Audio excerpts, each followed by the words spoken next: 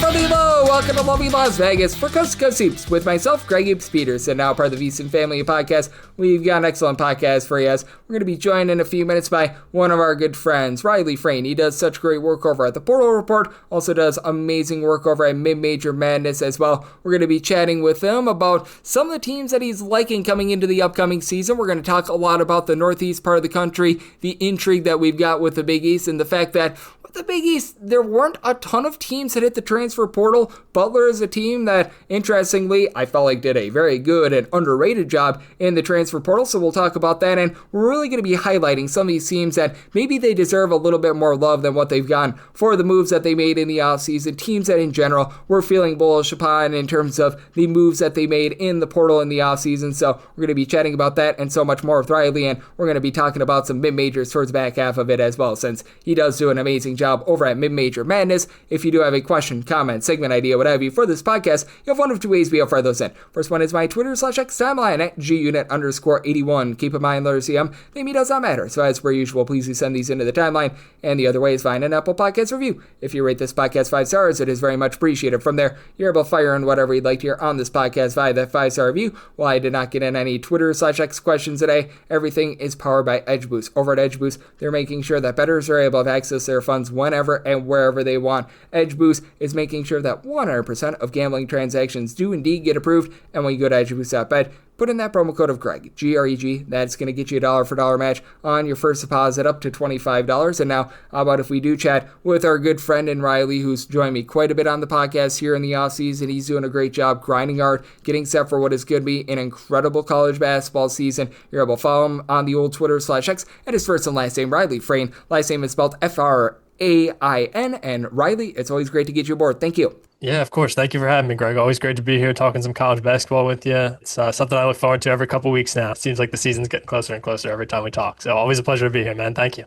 Oh, the season is getting closer and closer, and Riley, I know that you do such great work over at Mid-Major Madness, and obviously your main beat is some of those teams like the Atlantic 10. I know we've talked a little bit about the Northeast Conference, the Metro Atlantic, what have you, but how do you take a look at some of those big bomber teams out there in the Northeast part of the country, like UConn for the upcoming season, St. John's? I think that these are going to be some very intriguing teams, and I just think that the Northeast in general is going to be a hotbed for so many great teams this year. Yeah, I mean, you look around the Big East and what a lot of these teams were able to do in the transfer portal, maybe outside of UConn, who I think is bringing in a pair of additions, and obviously Marquette, who's sort of strayed from the transfer portal this offseason.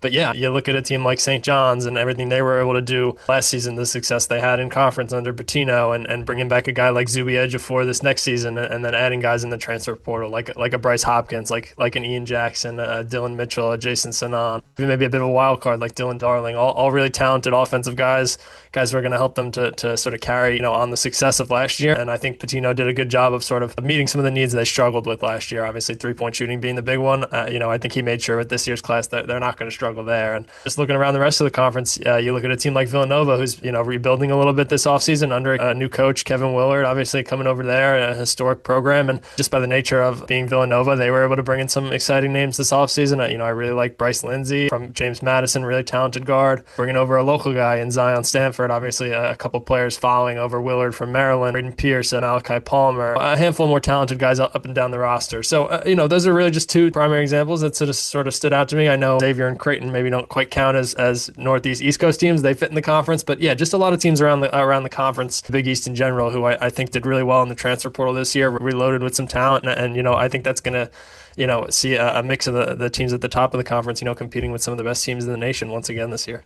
And I think that the middle of the Big East is going to be solid. Like, I'm not seeing it with Seton Hall this year. Unfortunately, I just don't feel like they've got enough three-point shooting there. But a team like Butler, I talked about on the podcast a few days ago, I feel like they're an upside team with Michael Ajayi coming on over. I remember how good he was out there in the WCC. Didn't necessarily find his footing at Gonzaga. Juan Traore is going to be coming in. They bring back Finley Bizjack as well. That's a team I think is going a little bit under the radar that I feel like they had a better transfer portal haul than a lot of people want to give them credit for. Yeah, absolutely. I mean, we had them ranked in our top 6 at TPR in terms of the Big East Conference alone. So right in the middle of the pack, kind of as you had them, Greg. But I mean, to your point, I think it just speaks to how talented sort of, the top to mid-tier of the conference can be this year. You mentioned some of the guys there who are, joining Butler this offseason. I love the addition of Yame Butler, who I thought was just a really scrappy scoring kind of guard over at Drexel. And I know it's a program that's maybe struggled a bit the past couple of years, but a guy who I think is going to bring a lot there. And I mean, you even just look down the rest of the conference. I'm looking at sort of the Bart Torvik projections for next year. And, he even has like a Marquette fifth who, I know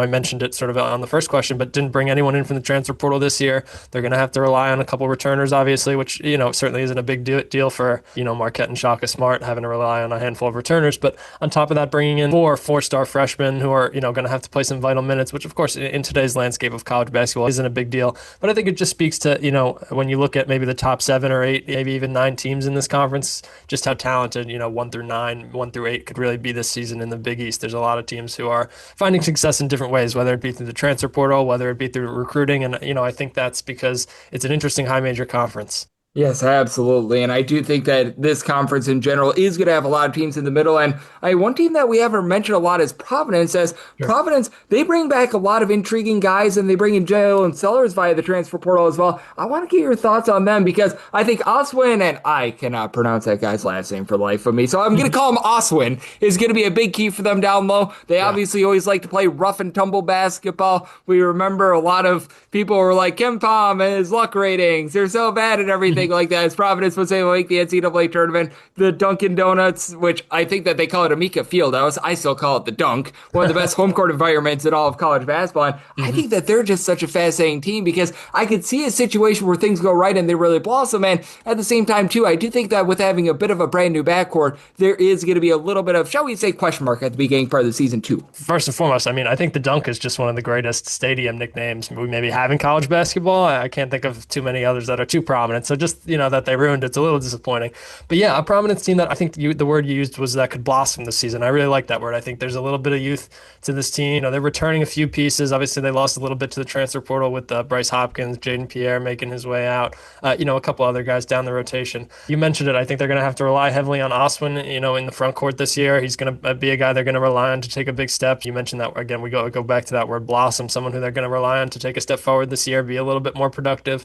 7.5 points, 5.5 points, in your freshman season in the Big East. He gets the all-freshman nod as well. Again, just a guy who they're going to expect to kind of take a big step up heading into his sophomore year. And then, to your other point, they're going to have to rely on some of the transfer portal additions. Obviously Jason Edwards coming over from Vanderbilt, high major experience. I think that's a bit of a big deal. They're bringing over Duncan Powell from Georgia Tech, who I believe started his career at Sacramento State and goes on to Georgia Tech and ends up being a solid contributor there last year, averaging double-digit points. Jalen Sellers, too, I think is really intriguing. I know he struggled a little bit this year with UCF, but we've seen how talented of an offensive guard he can be in a place like Providence where he's going to find some consistent playing time on a younger team, going to need some offensive firepower. I think Jalen Sellers could be a guy we look to at the end of the year who, maybe surprises some people just with sort of how he struggled at UCF after coming over from Ball State. So yeah, a really interesting lineup. I'm excited to see sort of how it works out because there are a lot of maybe younger pieces here. If I'm not mistaken, they're returning Ryan Mella as well, who was, a solid contributor for stints last year, but just again, a youthful guy. So there's a little bit of youth to this Providence team, but I like that word blossom you used, Greg. I mean, I think,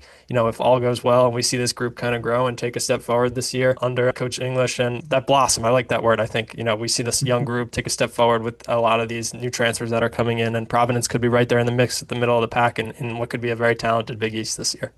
Yes, absolutely. And I do think that it's going to be a lot of fun to take a look at the Big East for this upcoming season. As joining me on the show, we've got Riley Frain, who does great work over at Mid-Major Madness, and the Portal Report joining me on Coast to Coast Hoops. And I want to talk a little bit more about the Big East on the flip side with Riley, because there were quite a few teams that didn't make a lot of moves in the transfer portal. I want to highlight a few teams that actually did, like Creighton is certainly going to be coming up. I've been mentioning Butler quite a bit. And then I need to bring up South Florida, a team that I think is very intriguing. I think is being slept upon because it feels like a lot of people are penciling in Memphis to win the American. I think South Florida is a shot, and I know that our good friend Riley is pretty bullish on them as well on the Bulls. Ironically enough, and that'll come up on the flip side right here on Coast to Coast Hoops with myself, Greg Peterson, now a part of the Beast and Family Podcast.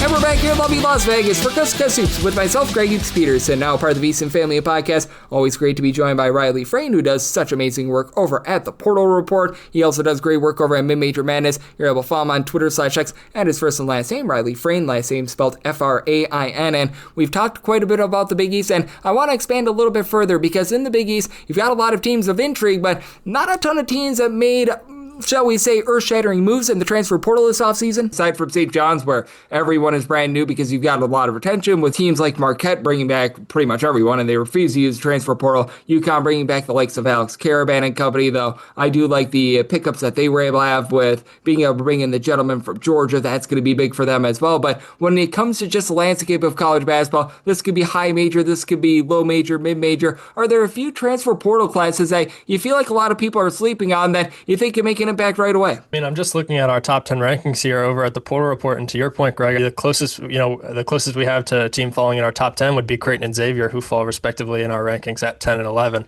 So yeah, I mean, it just speaks to your point that maybe not a lot of home run hires here. I think a lot of classes that have some depth that are going to help to build the conference out. Think of Creighton's rotation and obviously bringing over the two guys from Iowa and Josh Dix and Owen Freeman, kind of close to home run hires. But then, behind them, Blake Harper, I think, is really talented, and Nick Graves, I think, is really talented, and Austin Schwartz, I think, could be a big name talented guy who takes a step up this year with a move over. But yeah, just like to your point, not a lot of super home run additions sort of joining the conference this offseason. I think a lot of more depth fulfilled transfer classes. When I'm looking at some of these groups who are really bringing in, home run hires, to steal your line there, I'm looking at this Texas A&M team and what their new head coach, Bucky McMillan, was able to do this offseason. I mean, I think of Mackenzie Mogbo and everything he was able to do at Indiana this past season. Obviously a youthful guy who's getting some potential NBA looks and is going to be a future pro, in the next couple of years.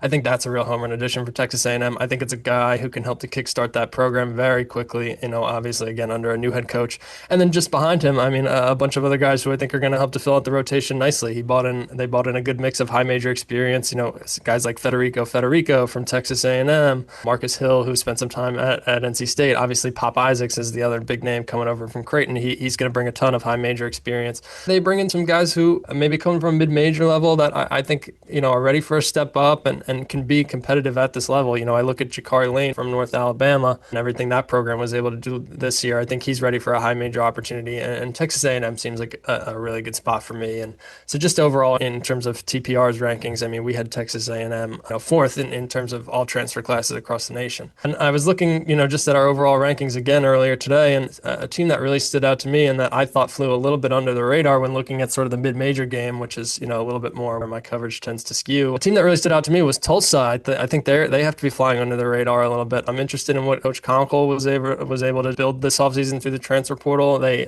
don't think they've finished above 500 in his first two seasons there, but I think this is a transfer class that is going to help set them in the right direction. Just to list a couple of guys he's bringing in, he's got David Green coming over from Rhode Island, who averaged almost 15 points per game and 6 rebounds. He's got Miles Barnstable from St. Thomas, who was an eccentric scorer there. He's got Miles Rigby coming over from Troy, who was in contention for Conference Player of the Year over there. Terrence Ford, outstanding point guard as a sophomore for Arkansas State. And then on top of that, just a couple high major guys to sort of help build out the roster that, I think guys searching for a little bit more playing time who are going to find it at Tulsa. But, I look at they're bringing in Dorian Onowuchegwa this offseason from Georgia Tech, who played a little bit there as a freshman. He averaged almost 4 points and 5 rebounds. So I think a move down to Tulsa for him, is going to provide an opportunity to find some more playing time, and for him coming from Georgia Tech. So overall, this Tulsa class, just as I was kind of looking through, really caught my attention today. I like what they were able to do over the offseason. I do a little bit of American coverage. They were sort of the team when I was looking at that conference that's really stood out to me. I think they're a team we could see kind of take a jump here.